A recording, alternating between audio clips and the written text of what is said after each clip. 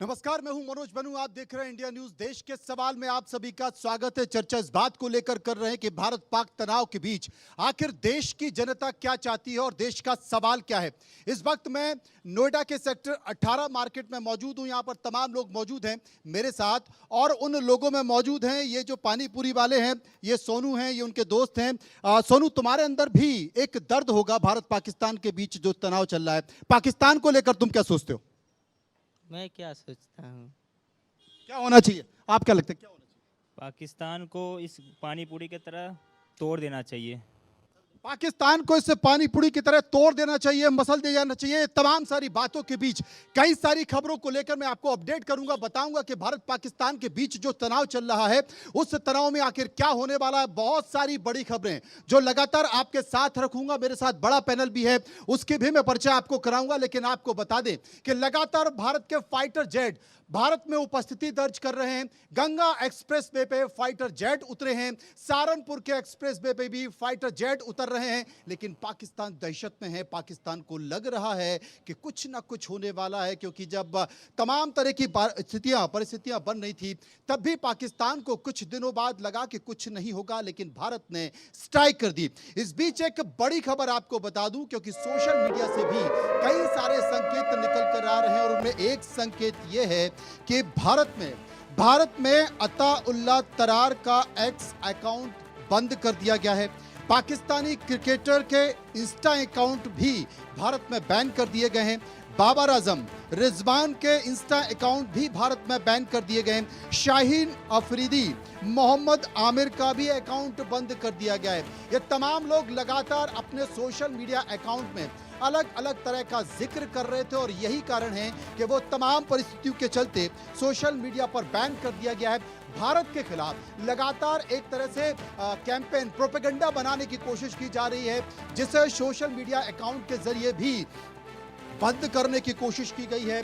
बड़ी खबर आप दिखा रहे हैं, और बड़ी खबरों के बीच तमाम सारी परिस्थितियां मैं आपको बता रहा हूं। इस बीच चर्चा हम यहां से करेंगे, इस मंच से समझने की कोशिश करेंगे कि आखिर भारत क्या संदेश दे रहा है, पाकिस्तान के पास संदेश क्या जा रहा है। लगातार पाकिस्तान कई अपने दूसरे देशों से गुहार लगा रहा है। वो इस बात की चर्चा कर रहा है कि भारत को समझाया जाए कि भारत पाकिस्तान के ऊपर प्रहार ना करे, भारत पाकिस्तान के ऊपर हमला ना करे। इसी कारण एक और देश अजरबैजान ने भी यही मांग की है कि भारत को समझना चाहिए, भारत कोई भी इस तरह का हमला ना करे, बल्कि बातचीत करे और इस मसले में जांच की बात करे।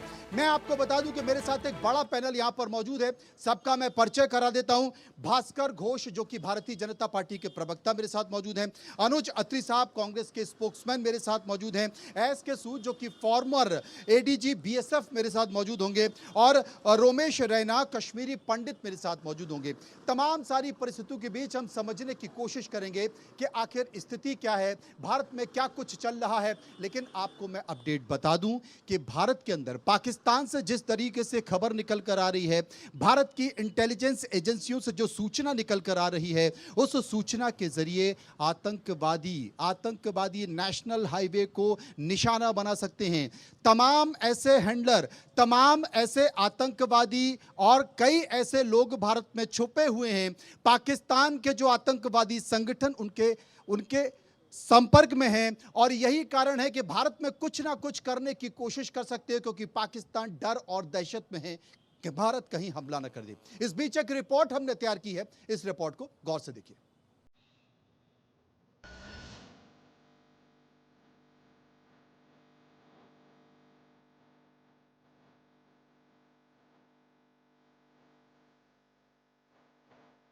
इस तस्वीर ने पाकिस्तान की नींद उड़ा दी है। इस तस्वीर ने पाकिस्तान के पीएम शहबाज शरीफ के होश उड़ा दिए हैं। इस तस्वीर ने पाकिस्तान के आर्मी चीफ मुनीर की पेशानी पर पसीना ला दिया है। इस तस्वीर ने पाकिस्तान के नए एनएसए असीम मलिक को बेचैन कर दिया है। यह तस्वीर पाकिस्तान की तबाही का सबूत है, उसके विनाश का प्रमाण है, उसके नेस्त नाबूद होने की मोहर है। यह तस्वीर बताती है पाकिस्तान का खेल खल्लास होने वाला है, आतंकियों का गेम ओवर होने वाला है। मुनीर की सेना भारत के सामने घुटने टेकने वाली है। शहबाज का मुल्क अब चंद घंटे का मेहमान है। आज पाकिस्तान का ब्लैक फ्राइडे है। क्या है इस तस्वीर की हकीकत? क्यों आज पाकिस्तान का है ब्लैक फ्राइडे? ये जानने से पहले ये जान लीजिए, पहलगाम आतंकी हमले के बाद मोदी सरकार सुपर एक्शन मोड में है। सरकार ने कह दिया है एक एक आतंकी को चुन चुन कर मारेंगे, फिर वह दुनिया के किसी भी कोने में क्यों न छिपा हो। आतंकियों को और इस हमले की साजिश रचने वालों को उनकी कल्पना से भी बड़ी सजा मिलेगी। ऐसी हरकतों का जिम्मेदार और इसके जिम्मेदार लोगों को आने वाले कुछ ही समय में जोरदार तरीके से नजर आएगा। मैं देशवासियों को आश्वस्त करना चाहता हूं। आतंक फैलाने वालों को कहना चाहता हूं कि लड़ाई का अंत नहीं है, एक मकाम है। हर व्यक्ति को चुन चुन कर जवाब भी मिलेगा, जवाब भी लिया जाए। हिंदुस्तान की इस हुकार से पाकिस्तान पानी मांग रहा है। दिन रात भारत के हमले के डर से दिल में छिपा है। कल तक खून बहाने की धमकी देने वाले अब कह रहे हैं वो जंग नहीं चाहते। कश्मीर में दहशतगर्दी के वाकया के बाद इन्होंने ये ऐलान किया है कि वो इंडस वाटर ट्रीटी को नहीं मानते। हम इनका ये फैसला को नहीं मानते। हमने सखर में उनको पहले कहा था, इनको ये समझ होना चाहिए कि पाकिस्तान एक पुरअमन मुल्क है, इस्लाम पुरअमन दीन है। हम जंग नहीं चाहते। पाकिस्तान के इस डर की, इस कबूलनामे की वजह है ये तस्वीर। कल गृह मंत्री अमित शाह ने कहा था आतंकियों को चुन चुन कर मारेंगे, और आज हिंदुस्तान ने अपनी हवाई ताकत दुनिया को दिखा दी। यूपी के शाहजहांपुर में भारतीय वायुसेना ने गंगा एक्सप्रेसवे पर अपना दमखम दिखाया। 3.5 किलोमीटर लंबी हवाई पट्टी पर मिराज, राफेल और जगुआर जैसे लड़ाकू विमानों ने आंधी तूफान के बीच लैंडिंग और टेक ऑफ की प्रैक्टिस की। देश के लिए, उसकी एयरफोर्स के लिए एक फोर्स मल्टीप्लायर है, एक अल्टरनेटिव है। सबसे बड़ी बात यह है कि एयरक्राफ्ट में एक लिमिटेड कैपेसिटी होती है फ्यूल की। उतने ही फ्यूल में उसको अटैक करके वापस आना भी है। या तो उसकी मिड एयर फ्यूलिंग कराई जाए और या उसका टेक ऑफ करने की जगह टारगेट के बिल्कुल नज़दीक हो। और इसीलिए हिंदुस्तान में डिफरेंट एक्सप्रेसवेज में इस किस्म की फैसिलिटीज़ बनाई जा रही हैं, ताकि हाशीमारा और अम्बाला के अलावा और हमारे पास 10-15 ऐसी जगह हों जहां से हम टारगेट के मुताबिक अपने एयरक्राफ्ट को वहां लैंड करा सकें और वहां से अटैक करवा सकें।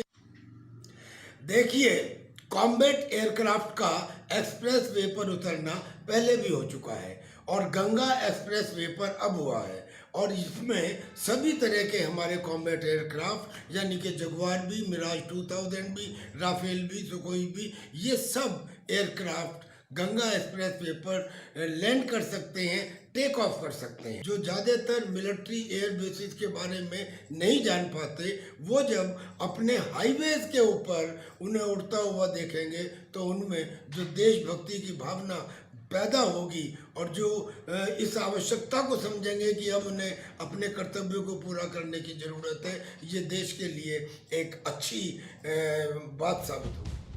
हिंदुस्तान की इस तैयारी का सीधा मतलब है पाकिस्तान में कुछ बड़ा होने वाला है। पाकिस्तान के लिए आज की रात बहुत भारी है।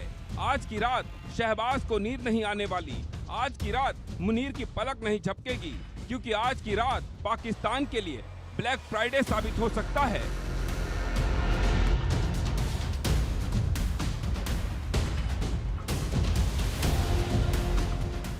Bureau report, India news.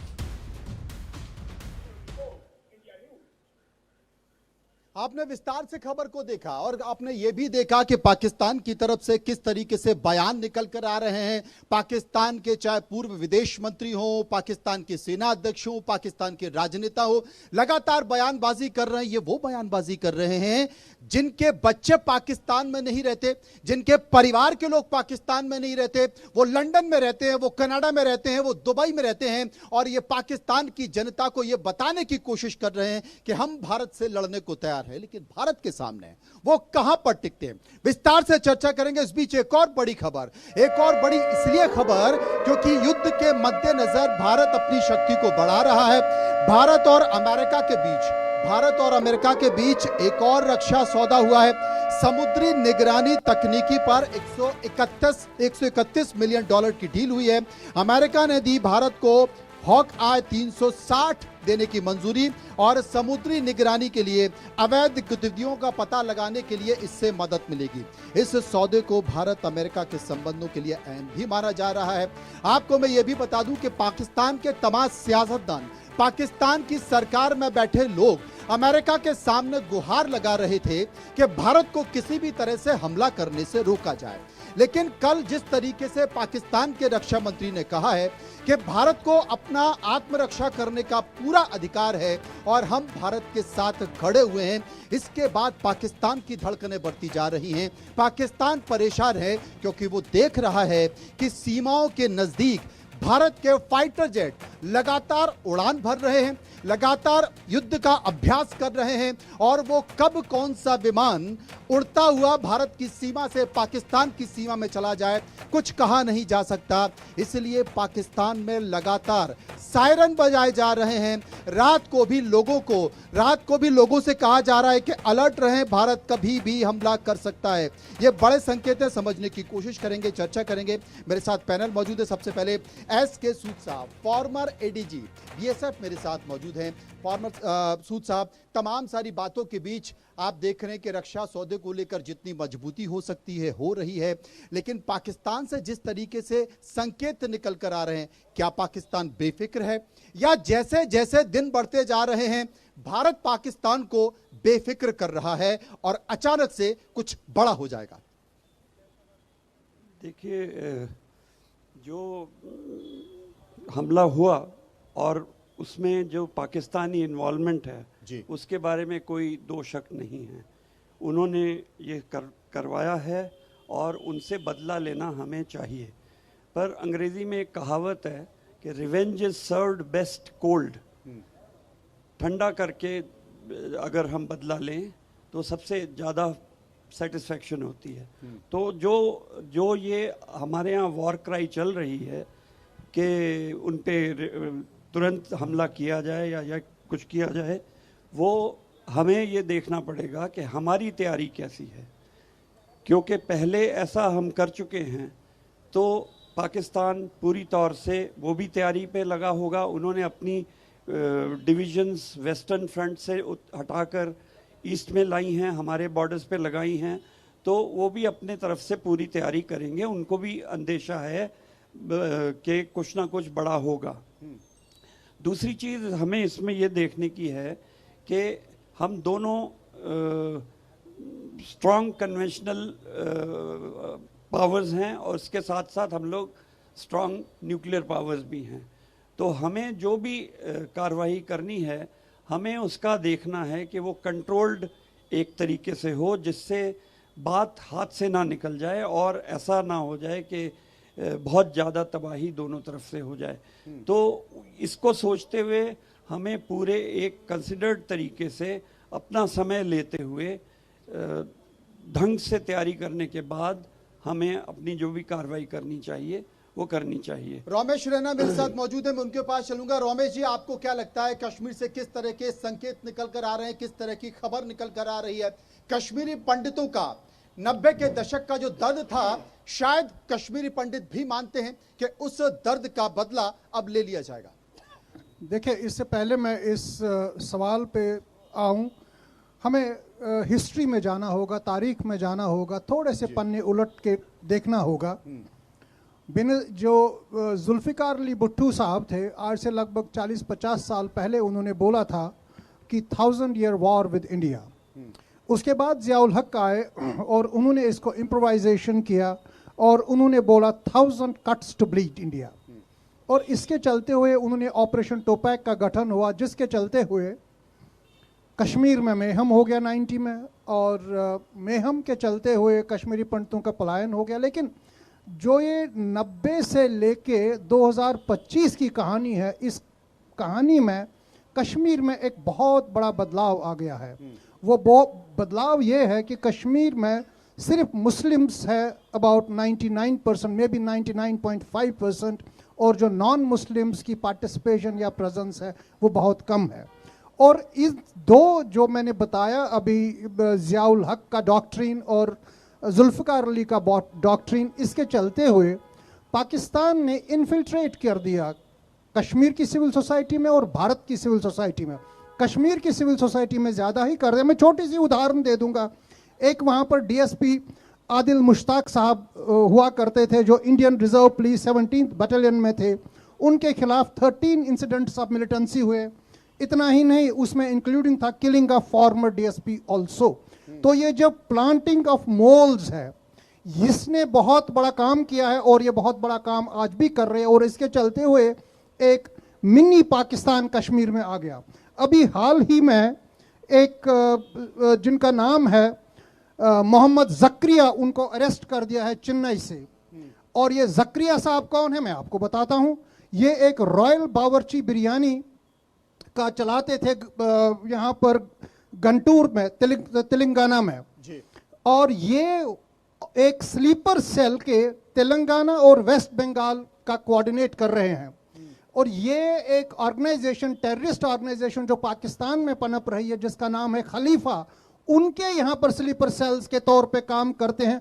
और 25 साल से वो यहाँ पर रह रहे हैं। और 25 साल में उन्होंने क्या किया? 2 हिंदुस्तानी औरतों से शादी की और 10 बच्चे पैदा कर दिए। यानी कि उन्होंने एक मोहल्ला वहां पर खड़ा कर दिया। और इनका काम क्या था? इनका काम था एक तो इस्लामिक रिलीजियस कन्वर्शंस कराना, और दूसरा इनका काम था एक कोऑर्डिनेट करना तेलंगाना और वेस्ट बंगाल में। ऐसे ही बहुत सारे उदाहरणें हैं जी। लेकिन आज की डेट में जो आपने मुझे बोला कश्मीरी पंडितों का संकेत क्या है और कश्मीर में क्या होना चाहिए, सबसे पहले और सबसे इंपॉर्टेंट चीज है, पाकिस्तान से तो हम बदला ले ही लेंगे जी, लेकिन जो टेरर इंफ्रास्ट्रक्चर कश्मीर में आज भी पनप रहा है, उस टेरर इंफ्रास्ट्रक्चर को डिमोलिश करने की जरूरत है। बिल्कुल आपने सही कहा। करें तो क्या करें, क्योंकि उन्हीं को चिन्हित करना सबसे ज्यादा जरूरी है। और सबसे बड़ी बात है कि जो आतंकवादी पहलगांव पहुंचे, हमला किया, वो 2-3 दिन पहले आ चुके थे। और 2-3 दिन पहले आकर उन्होंने रैकी की, स्थानीय लोगों ने उनकी मदद की, स्थानीय लोगों ने उन्हें सूचना दी कि कितने पर्यटक आ चुके हैं, कहां पर पहुंच चुके हैं। और उसके बाद फिर आतंकवादी पूरी तैयारी के साथ वहां पर मौजूद थे। तो स्थानीय जो लोग हैं, जो तमाम लोग जो इन्फॉर्मर हैं, उनको कैसे पकड़ा जाए, क्योंकि कई दशक हो चुके, उन्हें चिन्हित करने की कोशिश की जाती है। जितने पकड़े जाते हैं उससे ज्यादा पैदा हो जाते हैं। विस्तार से चर्चा करेंगे। लेकिन एक और बड़ी खबर पाकिस्तान से आ रही है। वो बड़ी खबर यह है कि पाकिस्तान में भारत के हमले का भयंकर डर देखा जा रहा है। पीओके में लाउड स्पीकर बजाने पर रोक लगा दी गई है। पीओके में झेलम इलाके में तुरंत रोक लगाई गई है कि कोई भी व्यक्ति लाउड स्पीकर नहीं बजाएगा। और पीओके में आतिशबाजी पर भी पूरी तरह से बैन कर दिया गया है। जो जानकारी आ रही है वो ये आ रही है कि पीओके में एक गांव था, वहां पे कुछ फंक्शन था, समारोह था, अचानक से किसी ने रॉकेट छोड़ा और पास के सेना और पुलिस वालों में भगदड़ मच गई कि भारत ने हमला कर दिया। इसलिए ये तमाम एडवाइजरी पीओके में जारी की जा रही है कि भैया कोई आतिशबाजी मत करो, क्योंकि हम समझ ही नहीं पाएंगे कि ये पटाखों की आतिशबाजी है या भारत ने बड़े बड़े पटाखे पीओके में छोड़ दिए। भास्कर जी मेरे साथ मौजूद हैं। भास्कर जी, लोगों की भावनाओं से आप वाकिफ होंगे, लोगों की भावनाएं कि इस बार हो जाए, लेकिन ये भी बात सही है कि थोड़ा सा इंतजार किया जा रहा है।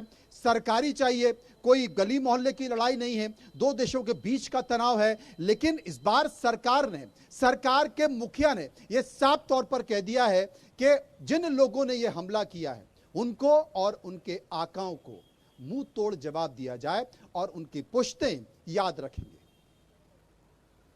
जरूर। और आज इस मंच से मैं ये डिक्लेयर करना चाह रहा हूं कि आज जिस तरह के प्रिपरेशन भारत ले रहे हैं, शायद स्वाधीनता के बाद ऐसा प्रिपरेशन कभी भारत ने लिया नहीं।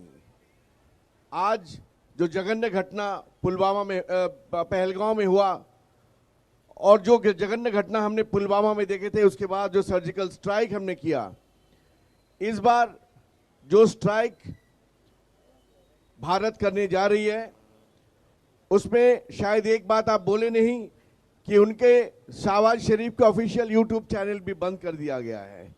और ये दर्शाता है कि आज हमारा सरकार किस तरह से प्रतिबद्ध है कि हर जो घटना यहां पे घटे उनके मुंह तोड़ जवाब आज दिया जाएगा। आर्मी, नेवी, एयरफोर्स तीनों अपने अपने अल्टीमेट प्रिपरेशन में धीरे धीरे बढ़ रही है। सारे विश्व का सपोर्ट भारत के साथ है, चाहे वो अमेरिका हो, चाहे वो रशिया हो, चाहे इजराइल हो। और आज देशवासी जो है, विपक्ष का भी सपोर्ट आपके साथ है। और विपक्ष का सपोर्ट तो पहले ही हम लोग ले चुके हैं और विपक्ष भी आज हमारे साथ खड़े हैं। लेकिन आपके पास भी खड़ा हुआ है। लेकिन बात यह है कि विपक्ष सिर्फ सपोर्ट ना करे, विपक्ष का जो मेन रोल है वो रोल भी वो अदा करे। लेकिन भारत सरकार का जहां सवाल है, भारत सरकार हर तरह से प्रिपरेशन कर रहे हैं, घंटे पे घंटे मीटिंग चल रही है ताकि इस बार पाकिस्तान 1971 वार या 1972 वार इसको भूल जाए। और ये जो दहशतगर्द, लगातार सरकार बैठकों पर बैठक कर रही है, तैयारी कर रही है, युद्ध का अभ्यास कर रही है और आप बस उनके साथ ऐसे ही खड़े रहिए, बस कुछ समय तक सवाल नहीं पूछिए।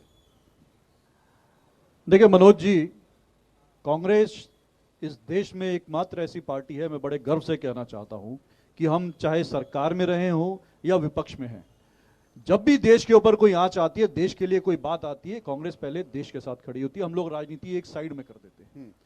यही हम उम्मीद करते हैं जो सत्ताधारी दल है भारतीय जनता पार्टी, इनसे भी देशवासी यही उम्मीद करते हैं, यही अपेक्षा करते हैं। लेकिन दुर्भाग्य से ऐसा नहीं हो रहा है। आज भी केरल में आपने देखा होगा किस तरह से माननीय हमारे वहां गए, किस तरह से उन्होंने विपक्ष का मजाक उड़ाया, किस तरह से वहां पर राजनीति की।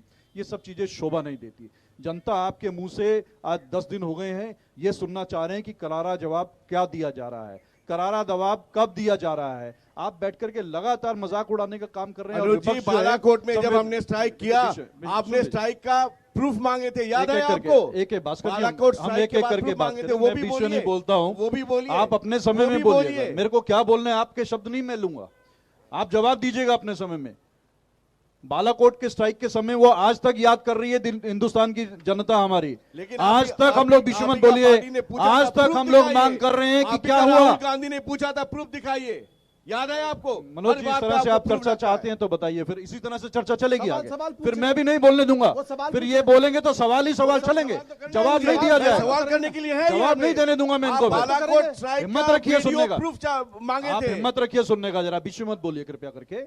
देखिए आपने पहलगाम का भी बात चल रही है, लेकिन आपने पुलवामा की बात छेड़ी तो मैं पुलवामा पे भी आता हूं। निश्चित तौर पे जो हमारे 44 बीएसएफ के जवान जो शहीद हुए, उस समय के तत्काल के गवर्नर सत्यपाल मलिक साहब, जिनको आप ही की सरकार ने उनको नामित किया था, भारतीय जनता पार्टी से संबंधित थे, उन्होंने भी इसी पे सवाल उठाए थे जब ये हमला हो गया और इस पे कोई जांच नहीं निकली। और आज तक 6 साल हो गए, कुछ नहीं निकला कि कौन मार गया, कहां से 300 किलो आरडी गैस आ गया, किसकी ये चूक थी, क्या वजह था कि इतनी हाईली सिक्योर्ड एरिया में सुरक्षा हटा दी गई। और जो गवर्नर सत्यपाल मलिक जी ने कहा कि रक्षा मंत्री जी से 5 जहाज मांगे गए थे उन 44 बीएसएफ जवानों को वहां से मूवमेंट करने के लिए, लेकिन दिल्ली से मना कर दिया कि हम जवान नहीं देंगे, उनको बाय रोड दीजिए।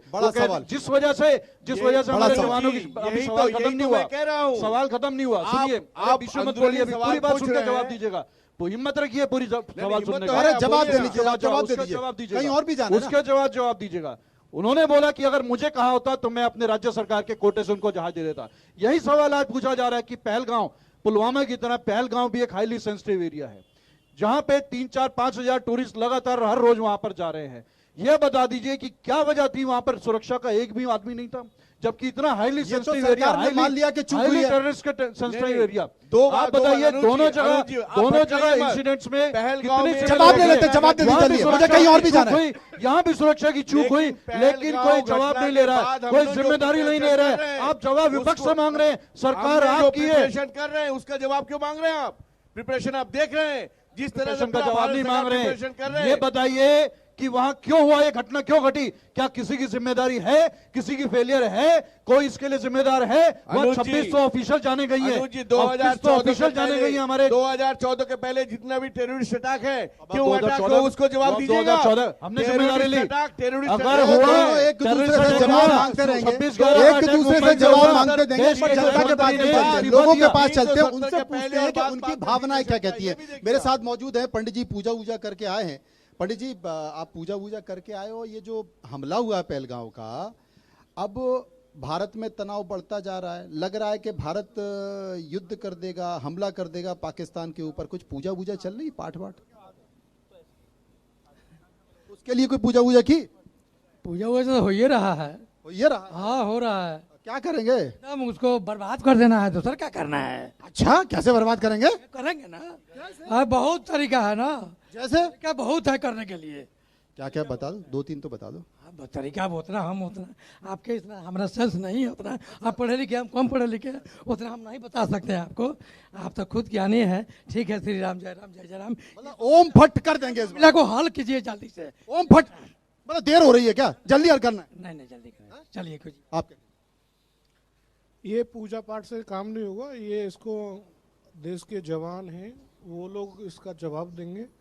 पूजा पाठ तो एक हम लोगों की भावना है, सभी हिंदुस्तान वासियों की, कि इसको जवाब मिलना चाहिए।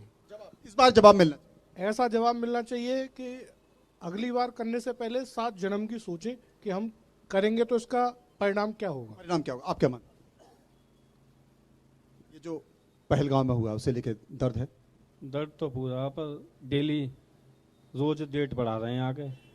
हाँ, मजा नहीं आ रहा, मजा कुछ नहीं, सहन नहीं हो पा, सहन क्या कुछ ना करेंगे। पुलवामा के बाद भी उरी कर लिया, क्या पता उरी में क्या करके आए ये। अच्छा, आप क्या मानते हैं? सर बिल्कुल तुरंत एक्शन लेना चाहिए और गवर्नमेंट को तुरंत के तुरंत कुछ ना कुछ करना चाहिए इस पे। देर हो रही है? बिल्कुल देर हो रही है सर, बिल्कुल इसमें कुछ ना कुछ एक्शन लेना चाहिए। देर ही हो रही, देर हो रही है, समझने का मौका ही नहीं मिल रहा है। समझने का मौका मिल रहा है, आतंकवादियों को, भाग जा रहे हैं, खाली हो जा रहा है, आप क्या मानते हैं? सर पहले तो मेरा अनुरोध है पक्ष विपक्ष से आपस में ना लड़े, पहले पाकिस्तान का नाश करें साले का, इसके बाद घर में हम लोग लड़ेंगे, खूब मजा लेंगे, खूब लड़ेंगे, अभी मत लड़ें प्लीज, ये रिक्वेस्ट है हमारी इन लोगों से। आपसे रिक्वेस्ट है कि यहाँ ना लड़े, एक बार पहले पाकिस्तान से लड़ लेते हैं। जी बिल्कुल, यस, ये रिक्वेस्ट है कि आप यहाँ पे मतलब वो नहीं करें और पाकिस्तान को करारा जवाब दें। बहुत अच्छे से। आप क्या मानते हैं? आप क्या मानते हैं? ये जो पहलगांव में हमला हुआ है, इसे लेकर आप सरकार से क्या मानते हैं कि आपकी? नहीं, इसको जल्दी से जल्दी इसके ऊपर अटैक किया जाए, उसका मतलब हम चाहते हैं, अपेक्षा यही करते हैं कि सही परिणाम आना चाहिए, इस पर तगड़ा कर दिया जाए, बिल्कुल तगड़ा जवाब मिलना चाहिए उसको। ये तमाम सारी चीज़ें हैं। मेरे साथ बीएसएफ के फॉर्मर एडीजी भी रहे हैं। तमाम सारी परिस्थितियों के बीच लोगों का सब्र है जो टूट रहा है। लोग कहते हैं कि बहुत समय मेरे सामने वाले एक सज्जन थे, उन्होंने इस बात का जिक्र किया कि मौका मिल रहा है, जितने भी जो आतंकवादी हैं उनके जो हिंदुस्तान में या पीओके में जो उनके तमाम शिविर हैं वो सब भाग चुके हैं, बंकर में छुप चुके हैं, इससे उनको फायदा हो रहा है। मेरा ये सोचना है कि अगर पब्लिक सेंटिमेंट्स पे लड़ाई होने लगे तो फिर तो हो गया। लड़ाई अगर कोई भी होनी है तो पूरी तैयारी के साथ होनी चाहिए जी। सारे कॉन्सिक्वेंसेस, सारे ऑप्शंस सोच विचार कर ही युद्ध हो सकता है।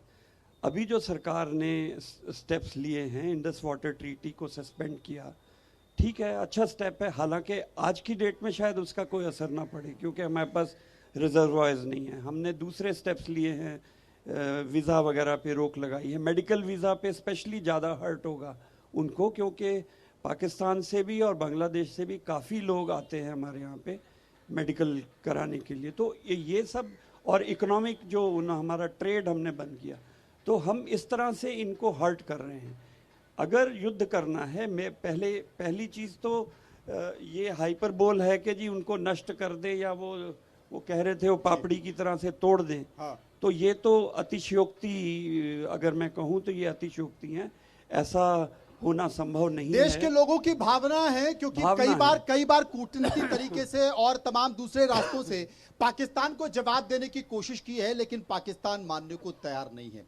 पाकिस्तान ये मानता ही नहीं है कि हमारी सरजमी का इस्तेमाल आतंकवाद के लिए होता है। पाकिस्तान इस बात को मानता ही नहीं है कि पीओके से वो आतंकवादियों को ट्रेनिंग देता है, भारत में भेजता है, आतंकवादी घटनाएं कहता है। और इस घटना में भी, पहलगांव की घटना में भी उसने कहा कि जनाब जांच करा लीजिए। मुंबई में आपने आतंकवादी हमला देखा होगा, मुंबई के आतंकवादी हमले में आपने कसाब को देखा होगा, और पाकिस्तान उस वक्त भी जांच की मांग कर रहा था, और उसने साफ तौर पर कह दिया कि कसाब का पाकिस्तान से क्या लेने देना, कसाब पाकिस्तानी है ही नहीं है। बार बार वो जांच की बात करता है, आतंकवादी भेजता है और उसके बाद वो पलट जाता है। इस बीच एक और बड़ी खबर आ रही है पाकिस्तान से। बड़ी खबर यह आ रही है कि पाकिस्तान के सेना अध्यक्ष का इस्तीफा मांगा जा रहा है।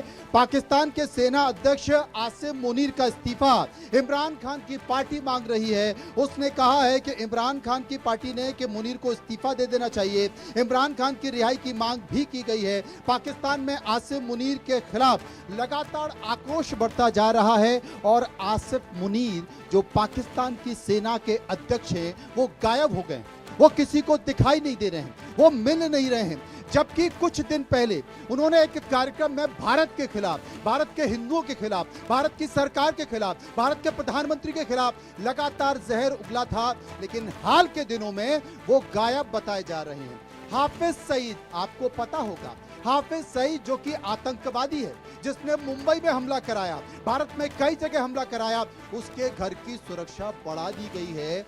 वो ये मानते हैं कि भारत से कोई मिसाइल आएगी और सीधे इनके घर पर गिरेगी, कहीं ऐसा ना हो कि पाकिस्तान की सेना के अध्यक्ष ही उड़ जाएं। इसलिए मुनीर गायब हो चुके हैं, वो बंकर में है, कहाँ है किसी को पता नहीं चल रहा। तमाम परिस्थितियों के बीच ये अलग अलग संकेत निकल कर आ रहे हैं। रैना साहब मेरे साथ मौजूद हैं। रैना साहब, अगर आज की परिस्थितियों में कश्मीर की बात की जाए तो ये कहा जा रहा है कि सेना सर्च ऑपरेशन चला रही है। पहले जो उनके इन्फॉर्मर हैं उनको टारगेट कर रही है। भारत के अंदर कौन कौन बैठा है चिन्हित किया जा रहा है। क्या ये पहले भी होता रहा है? इसका असर होता है वाकई? देखिए, मैं आपको बताऊंगा, ये सब चीज़ें इन 90 से लेके आज तक होती थी। सर्च ऑपरेशंस हुआ करते थे, क्रैकडाउन्स हुआ करते थे, काफ़ी कुछ होता था। लेकिन कश्मीर में मैं आपको बताऊंगा, there is a politics of deception and politics of denial. इसके चलते हुए जो हमारे कांग्रेस के प्रवक्ता हैं, इन्होंने जब कांग्रेस की बात की थी तो मुझे कुछ बातें याद आ गई जिनका डायरेक्ट ताल्लुक आज के टेररिज्म के साथ है। मुझे ये बता दीजिए, भारत की कौन सी ऐसी स्टेट है जिस पे अकॉर्ड और अकॉर्ड होते जाते हैं? पहले मैं बताऊंगा, पंडित नेहरू जी और शेख अब्दुल्ला का अकॉर्ड हो गया था 1950s में, जिस अकॉर्ड का नाम रखा गया था दिल्ली अकॉर्ड। और दिल्ली अकॉर्ड में क्या क्या कंसेशंस दे दिए गए J&K, वो तो पब्लिक डोमेन में, मैं उसकी चर्चा नहीं करना चाहता हूँ। उसके तुरंत बाद हमें लगा नहीं, हमें और कश्मीर के साथ बातचीत करना चाहिए, तो फिर आ गया बेग पार्थसारथी अकॉर्ड जो 1975 में हुआ।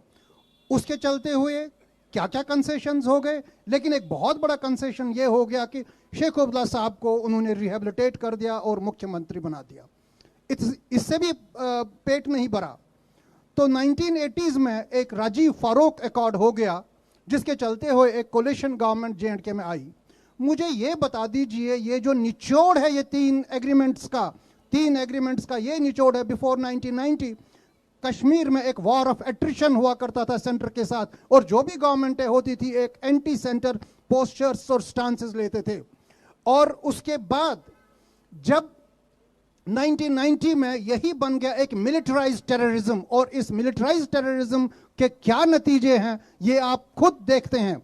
मुझे याद है एक बार माननीय प्रधानमंत्री उस वक्त की मिसेस इंदिरा गांधी आई थी कश्मीर में, उन्होंने लेक्चर कर दिया था जहां पर लोग नंगे आके उन्होंने प्रदर्शन कर दिया था, और माननीय इंदिरा गांधी जी ने उस वक्त बताया था कि ये लोग भूखे नंगे हैं, इनको कपड़ों की ज़रूरत है। ऐसी राजनीति कश्मीर में हो रही थी। क्योंकि मैं बता रहा हूं, इस जो मैंने बताया politics of denial and politics of dissipation, इसके 4 स्टेजेस होते हैं। सबसे पहली स्टेज है डिमोरलाइजेशन, जो कश्मीरी पंडितों को हो गई। उसके बाद हो गया डिस्टेबलाइजेशन, जो कश्मीरी पंडितों के साथ हो गया। और तीसरा क्राइसिस एंड फोर्स्ड एक्सोडस, और चौथा नॉर्मलाइजेशन। और ये जो चारों चीजें नॉर्मलाइज हो जाती है, आज की सियासत में ये सब एक नॉर्मल है। और आज की सियासत में वहां पर एक मेजॉरिटेरियन टिल्ट है। जब हम कश्मीरियत की बात करते हैं तो मैं इस चीज को मानता नहीं हूं। मैं मानता हूं कश्मीरियत कश्मीरियत नहीं है, कश्मीरी मुसलमानियत। थोड़ा जवाब देना चाहूंगा। वो कश्मीरियत, कश्मीरी मुसलमानियत, सवाल उठाया इन्होंने। वो कश्मीर मुसलमानियत कैसे है? क्योंकि पार्टी के ऊपर सवाल उठा, जवाब क्योंकि कश्मीरियत धन्यवाद। मैं अभी रैना साहब ने बहुत अहम 3 ट्रीटी के बारे में आपने बोला। मैंने पूरा नहीं बोला। चले पूरा नहीं बोला। लगता है बहुत लंबा भाषण हो गया, समय निकल जाए। समय कम है। रैना साहब समय काउंटर 2 मिनट, मुझे 1 मिनट मुझे चाहिए। बोलिए। कश्मीरियत नहीं है, कश्मीरियत मुसलमानियत हो गई। कश्मीरी मुसलमानियत वो क्यों हो गई है? क्योंकि कश्मीरी पंडित को भाई बना के उनका चारा बना दिया वहां पर। ये जो भाईचारे की बात है, ये कश्मीरी पंडित को भाई बना के उनका चारा बना दिया, और वो चारा आज 36 साल से यहां पर है। तो इसके चलते हुए सबसे पहले जो मैंने बताया कि जो टेरर इंफ्रास्ट्रक्चर कश्मीर में है, ये आज का नहीं है, ये बहुत पुराना है और ये खत्म नहीं हो पाया। हर आतंकवादी हमले के बाद सर्चिंग ऑपरेशन चलता, खत्म नहीं हो पाया। अत्री साहब, फिर उसके बाद देखिए, रैना जी ने 3 सरकारों के जो पाकिस्तान के साथ हमारी ट्रीटी हुई उसका उल्लेख किया। इनका अपना नजरिया हो सकता है, ठीक है, इन्होंने 3 बताई, लेकिन आगे का बताना भूल गए। जो अटल बिहारी वाजपेयी सरकार ने भी जो लाहौर समझौता किया था नवाज शरीफ के साथ सन 1957 कब किया था, मुझे 99 में किया था, मुझे याद है। आप वो क्यों भूल गए, ये बताइए। नहीं, कश्मीर क्या, ये आपका दर्शाता है। अभी मत बोलिए, सुनिए मेरी बात। उसके बाद क्या हुआ? उसके बाद क्या हुआ? उस लाहौर समझौते के बाद हमें क्या मिला? हमें कारगिल का वॉर मिला पाकिस्तान की तरफ से। क्या आपके दिल में उसके लिए दर्द नहीं है? और आप कश्मीरी पंडितों की बात करते हैं, आप खुद भी एक कश्मीरी पंडित है। रैना जी प्लीज जरा देखिए, राजनीतिक, आपको राजनीतिक भाषा बोलना अच्छा नहीं लगता। मुझे मैं बताऊंगा, आप सुन, क्योंकि मैं राजनीति का शिकार हूं। चलिए मेरे, अब आप बोल चुके हैं। आप हर राजनीतिक पार्टी का शिकार हैं और वो तकलीफ दिखाई दे रही है। मैंने किसी, लेकिन अत्री साहब को तकलीफ इस बात में लग रही है कि आप कांग्रेस को निशाना बना रहे। सुधाकर साहब, ये अभी के बाद मेरी बात मनोज जी, मुझे 30 सेकंड दीजिए, पूरी बात नहीं हुई। बार-बार इस बात 30 सेकंड दीजिए, मेरी बात पूरी होने दीजिए। क्या यूपीए सरकार आतंकवाद को खत्म क्यों नहीं कर पा रही है? उसको कितना टाइम लगता है? आप 2014 में सरकार में आ गए और आतंकवाद खत्म नहीं हो रहा है। आज भी आतंकवादी हमले हो रहे हैं और सवाल कांग्रेस बार-बार आप पर उठा रही है कि अब क्या? मैं थोड़ा सा हटके आज का जनता को और कोई इंफॉर्मेशन देना चाहता हूं, फिर आपका जवाब दे रहा हूं। आज जिस धरती पे हम लोग खड़े हैं, उत्तर प्रदेश, इनकी जनसंख्या तकरीबन 22 करोड़ है और आज पाकिस्तान की जनसंख्या तकरीबन 22 करोड़ है। आप बोलते हैं कि प्रिपरेशन कैसे होना चाहिए, मुझे तो आज इस आपके माध्यम से बोलना चाहिए, एक यूपी वाले अगर थप्पड़ भी मार दे तो पाकिस्तान कब्र में चला जाएगा। एक यूपी वाले अगर थप्पड़ भी मार दे सुधाकर तो पाकिस्तान सुधाकर जी, तो आप छोड़ दीजिए, फिर आप यूपी वालों पर छोड़ दीजिए, फिर आप यूपी वालों पर छोड़ दीजिए, फिर सरकार में तो आप बैठे। मैं आता हूं जनाब, मैं आता हूं। तो आज मेरा ये सॉल्यूशन है कि एक यूपी वाले को थप्पड़ मारने का अधिकार दिया जाए तो पाकिस्तान कब्र में चला जाएगा। अरे तो सरकार से मांग कीजिए ना, आप तो सरकार में हैं। किसको सजाओ दे रहे हैं? क्या इन्होंने मनोज जी ने अधिकार देना है? जाइए ना आप सीधा सरकार के पास, आप सरकार हैं, खुद ही आप सल्तनत हैं। आप यहाँ पे आकर के क्या राजनीति की भाषा करते हैं? चलते हैं, हम भी चलते हैं। आप अधिकार दिलाइए, हम भी चलते हैं और आप भी चलिए। ये यूपी वाले के बंगाल वाले भी चलेंगे। आप बंगाल से बिलोंग करते हैं, क्या आपका मन में नहीं है? आपके मन में नहीं है? आप बंगाल से आते हैं, आपके मन में नहीं है मारने का उनको? क्या केवल यूपी वाले? मैं कह रहा हूँ सबको अधिकार दीजिए। मार दे तो पाकिस्तान कब्र में चला जाएगा। अरे थप्पड़ तो अनुजत्री भी मारने को तैयार है, लेकिन अधिकार तो दिला दो। ये बंगाल से आते हैं, इनको भी चलना चाहिए। ऐसा नहीं करते हैं। हम पृथ्वी का सबसे बड़ा गणतंत्र है, 140 करोड़ जनता जो अपना डिसिप्लिन और अपना कर्तव्य जानता है, इसीलिए हम प्रिपरेशन कर रहे हैं। लेकिन मैं आपको कुछ तथ्य दे दूं, 2018 में टेररिस्ट इनिशिएटेड इंसिडेंट भारत में था 228, 2023 में हो गया 43। आप कह रहे हैं कि घट क्यों नहीं रहा है? तथ्य सुनिए, गलत बात करें। आजादी के बाद तथ्य कांग्रेस भी दे रही है इस देश के लोगों को और बीजेपी दे रही है। तथ्य की जरूरत नहीं है। गलत डेटा, गलत आंकड़ा पेश किया जा रहा है। 127 का फिगर है, आप देखिए यहाँ यह भ्रम मत फैलाइए, झूठ मत बोलिए। इस माध्यम से कि आज बड़े हैं आपकी सरकार में हमले। 370 के बाद आज जिस तरह से टेररिस्ट एक्टिविटी घट गया है और घट गई है, अरे कहाँ घट गई है तो बताइए। एक तो हुआ 370 हटने के बाद लगातार अटैक बढ़े हैं। दीजिए, आप उड़ी देख लीजिए, आप जो है पुंछ में देख लीजिए, आप अभी देख लीजिए, बात कर रहे हैं। फैजाबाद देख लीजिए, कहाँ देखेंगे आप? रामपुर देखिए, सारे जगह लश्करी तैयबा जाके बम ब्लास्ट किया है। तो उसका जवाब पहले आप दीजिए। 2005 से लेकर 2014 तक मुझे लगता है 11 साल से आप सरकार में बैठे हैं, अभी भी आप 2005 का जवाब मांगेंगे तो आपको गद्दी पे बैठने का कोई अधिकार नहीं है। 11 साल से 2014 से 2025 आ गई, लेकिन आपको जवाब आप 2005 का चाहिए। क्या बात है आपकी? बात करते 2014 के चुनाव में आए तो तमाम चुनावी रैलियों में आपने इनसे जवाब मांगा, यूपीए से जवाब मांगा कि आतंकवाद क्यों खत्म नहीं हो सकता, आखिर सरहद पार से क्यों आतंकवादी आ जाते हैं। अब ये कह रहे कि 2014 से आप बैठे हैं, लगातार आतंकवादी हमले हो रहे हैं, तो क्या ये सवाल भी पूछे? 2005 का जवाब, हमने अभी 2005 का जवाब चाहिए इनको। आप जाइए स्टैटिस्टिक्स में जाइए, हम तो दे रहे हैं, सुनने का धैर्य रखिए। फिर झूठ बोल, पश्चिम बंगाल में बांग्लादेशी घुस के आतंक मचा रहे हैं, जम्मू कश्मीर में आतंकवादी आ रहे हैं, आतंकवादी हमले हो रहे हैं। पश्चिम बंगाल में जो बांग्लादेशी आतंकवादी आ रहे हैं उसका कारण आप ममता बनर्जी से पूछिए। ममता बनर्जी के पास बॉर्डर की सिक्योरिटीज है, बॉर्डर सिक्योरिटीज किसके पास है? बीएसएफ आपकी है, बॉर्डर सिक्योरिटी आपकी है। अभी तक 300 भारतीय जनता पार्टी का लोग कार्यकर्ता मारे गए हैं। लेकिन सुधाकर जी, देश की सरकार पर आप बैठे हैं, पश्चिम बंगाल की बारी आती है तो आप ममता बनर्जी से पूछने की बात करते हैं। आंदोलन बंगाल में कर रहे हैं। बंगाल में 38.4% भाजपा का जो शेयर बढ़ा है वो ऐसा नहीं बढ़ा है। चीज को वोट शेयर में मत लेके बात कर दी, जनता मर रही है यहाँ पे, जनता मर रही है, बात हो रही है। सबसे बड़ा सवाल है चीज को वोट शेयर से देख के जाने वालों को बड़ी खबर आ रही है, कड़ा जवाब देगी। अब एक बड़ी खबर अपने दर्शकों को बता दूं कि भारत में शहबाज शरीफ का यूट्यूब चैनल बैन हो चुका है। केंद्र सरकार ने शहबाज का यूट्यूब चैनल बैन कर दिया है। बिलावल भुट्टो का इंस्टा अकाउंट भी बैन कर दिया गया है। पाक सिंगर आतिफ असलम का अकाउंट भी बंद कर दिया गया है और आतिफ असलम का इंस्टाग्राम अकाउंट बैन कर दिया गया है। इमरान खान का भी इंस्टाग्राम अकाउंट बैन कर दिया गया है। ये तमाम सारे सोशल मीडिया पर ये अलग अलग तरह की बातें की जा रही है। मेरे पास कुछ लोग हैं, मैं उनके पास चलता हूँ, उनसे समझने की कोशिश करता हूँ, उनसे जानने की कोशिश करता हूँ वो क्या मानेंगे। ये पाकिस्तान की सरकार में बैठे लोगों के, वहाँ के कलाकारों के इंस्टाग्राम सोशल मीडिया बंद किए जा रहे हैं, इसका क्या असर है? इंस्टाग्राम सोशल मीडिया तो एक नेटवर्किंग का है कि सारी चीज़ें वो जो भी उनका होता है हमारे देश में सब लोगों तक पहुंचाने का। इससे लोगों के उनकी मेंटलिटी क्या सोचते हैं सारी चीज़ें, तो ये बंद होने से तो ठीक है, जो भी है उनकी मानसिकता हमारे तक पहुंचती थी वही है, प्रॉपर हम तब आएगी नहीं। ठीक है, चीज़ें होनी चाहिए, उनको लगना चाहिए कि अगर हमने दुस्साहत किया है, जो गलती किया है हमने, इसका उनको लगना चाहिए कि लोगों पे असर पड़ा है, लोगों हमसे नाराज़गी है जो हम कर रहे हैं चीज़ों को, तो चीज़ें धीरे धीरे बंद होनी चाहिए। ये खामखा का ज्ञान पेल रहे हैं सोशल मीडिया पे पाकिस्तान वाले कि हम खून की नदियां बहा देंगे, हम ये बहा देंगे, वो बहा देंगे, इसलिए बंद कर दिया। अब बहाएंगे तो हम ना वहाँ पे बहाएंगे हम लोग। पूर्वांचल लोग काफ़ी तेज हैं, खाली छूट मिल जाए बस। अभी भाई साहब कह रहे थे कि उत्तर प्रदेश के 22 करोड़ लोगों को छोड़ दो तो एक थप्पड़ मार के पूरे पाकिस्तान को सुलझा देंगे। मैं सिर्फ पूर्वांचल ही सारा काम कर देगा, खाली छूट मिल जाए तो, लखनऊ से बनारस तक। बाकी के लोगों की जरूरत नहीं है, बाकी सब आराम करो। चलिए, आप क्या मानते हैं? मैं यही कहना चाहता हूँ, ये हमारे सर हैं, पक्ष विपक्ष आपस में लड़ने के तैयार है।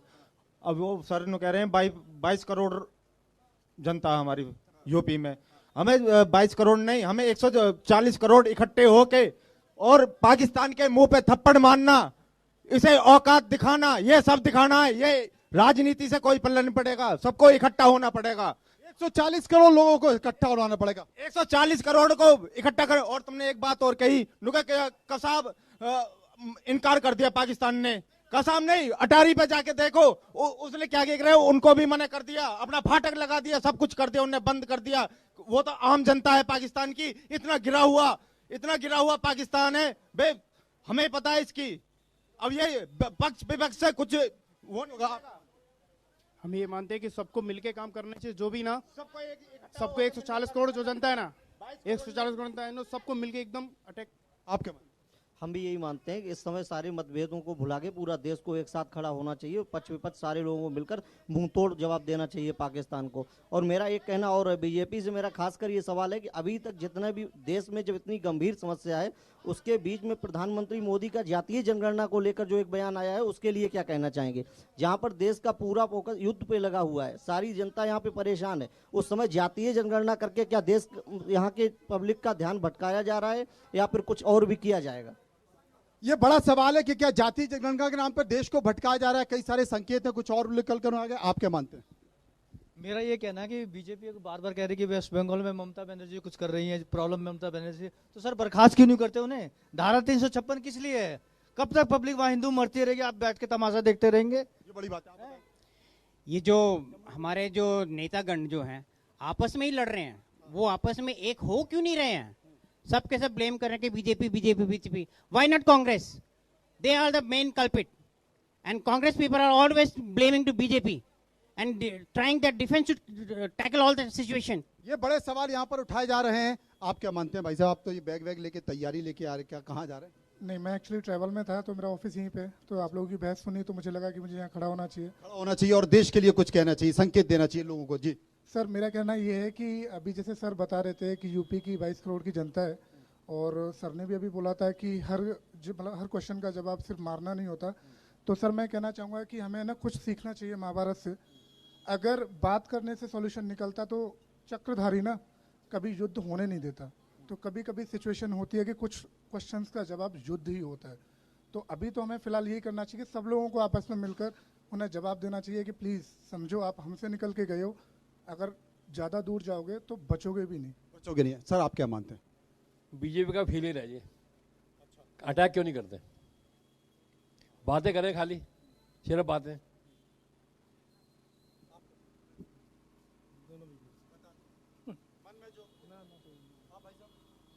अटैक करना चाहिए, बिल्कुल करना चाहिए। हम तो बातें कर रहे हैं, क्या कर रही हैं? बैठे के चलनी बता रहे हैं कि तैयारी में टाइम लग रहा है, गली मोहल्ले की लड़ाई नहीं है, दो देशों की लड़ाई। इतना टाइम नहीं लगता ये, जितनी पावर है तो फिर इतना टाइम किस बात का? बात बड़ी है कि जब हम इतने शक्तिशाली हैं और इतनी पावर है तो फिर किस बात का टाइम है? सुधाकर जी, बड़ा भास्कर जी, बड़ा सवाल इन्होंने कहा है। आपका जो सेंटिमेंट है उसको मान्यता देते हुए मैं कह रहा हूं, ये हिंदुस्तान 140 करोड़ का हिंदुस्तान नहीं है। 140 करोड़ में बहुत सारे भाषाएं हैं, बहुत सारे धर्म हैं, बहुत सारे लोग हैं। अपने नागरिक को सुरक्षा देते हुए हमें अगर कोई अटैक करना पड़े, और हमारा आर्मी जो है, फकर से मैं कहता हूं, army 3rd largest army of the world, America चीन के बाद ही भारत की आर्मी होता है, वो बहुत रेजिमेंटेड आर्मी है।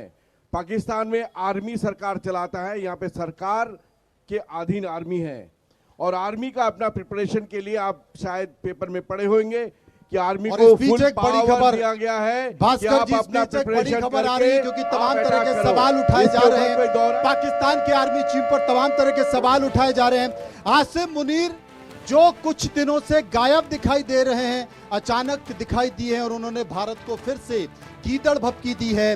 वो कहते हैं कि पाकिस्तान की सेना लड़ाई के लिए पूरी तरह से तैयार है, हमने पूरी ताकत के साथ लड़ाई के लिए तैयार रहने के लिए अपने लोगों को बोल दिया है, हमले का जवाब देने के लिए बोल दिया है। तिलता फील्ड फायरिंग रेंज में आसिम मुनीर दिखे हैं, पिछले कई दिनों से गायब थे, और यही कारण है कि पाकिस्तान की जनता सोशल मीडिया पर खुद पूछ रही थी कि आखिर पाकिस्तान की सेना अध्यक्ष आसिम मुनीर कहां चले गए हैं। लेकिन तिलता फील्ड फायरिंग रेंज में आसिम मुनीर दिखाई दिए हैं और फिर से उन्होंने भारत को गीदड़ भभकी दी है, इस तरह के संकेत दिए हैं। अत्री साहब, इनका जवाब।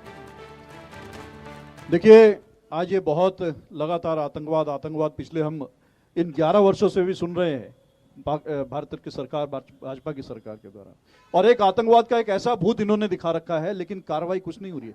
सबसे बड़े इतिहास में लेकर के जितने बड़े बड़े आतंकवादी हमले हुए हैं वर्तमान की सरकार के दौरान हुए हैं, चाहे वो पुलवामा का हमला ले लीजिए, चाहे वो पहलगाम का हमला ले लीजिए, या और भी तमाम उड़ी हमला ले लीजिए, पठानकोट का ले लीजिए, या हमारे जितने जवान शहीद इनके सरकार के दौरान हुए नहीं हुए।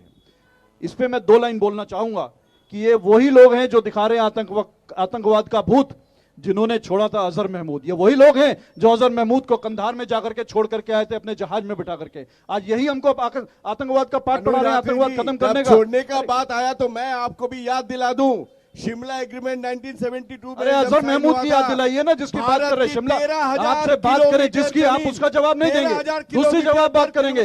आज कश्मीरी पंडितों की बात कर रहे हैं। कश्मीरी पंडित अगर 91 में कश्मीरी पंडित वहां से कश्मीर से निकल करके आए, जो रैना जी जैसे तमाम हमारे 90,000 कश्मीरी पंडित मिलकर आए, वहाँ किसकी सरकार थी? जगमोहन भारतीय जनता पार्टी जवाब भारत को दीजिए, वहाँ पर राज्यपाल थे। और जो भारत में सरकार चल रही थी, केंद्र में सरकार चल रही थी, भारतीय जनता पार्टी का 13,000 किलोमीटर जमीन से वहाँ सरकार आपने पाकिस्तान को भेंट दे दिया। कश्मीरी इसका जवाब दीजिए। कश्मीर छोड़ना पड़ा, शिमला एग्रीमेंट में कैसे दे दिया? कश्मीरी फाइल्स देख करके आपको कश्मीरी पंडितों की याद आई, जब 90,000 कश्मीरी पंडित कश्मीर छोड़ने पर मजबूर हुए। धमाके की बात कर रहे हैं, आपके समर्थन से 2008 में अहमदाबाद में धमाका, 2008 में वर्तमान का बताओ ना, आपका जवाब वर्तमान का बताओ। लेकिन इन सबके बीच आपको बता दूं, आपको ये भी बता दूं कि अभी एक सज्जन यहाँ पर खड़े हुए थे जिन्होंने जिस बात का जिक्र कर दिया कि आपने महाभारत को देखा होगा, और जब अधर्म बढ़ जाता है और कहीं ना कहीं तमाम ऐसे लोग भले ही अपने होते हैं और वो पाप में शामिल हो जाते हैं, तो फिर उन्हें जवाब देना जरूरी होता है, चक्र चलाना जरूरी होता है। भारत में युद्धाभ्यास हो रहा है, गंगा एक्सप्रेस वे पे तमाम फाइटर जेट उतर रहे हैं और पाकिस्तान में इस बात की दहशत देखी जा रही है। इसलिए पाकिस्तान कई दूसरे देशों से ये बार बार कह रहा है कि भारत को समझाइए कि भारत हमला ना करे, लेकिन भारत ने कहा है कि जनाब जवाब तो देना पड़ेगा और करारा देना पड़ेगा। वो जवाब कैसा दिया जाता है, कितना करारा होता है और क्या पाकिस्तान की कमर इस बार टूटेगी, इसका इंतजार देश की जनता भी कर रही है।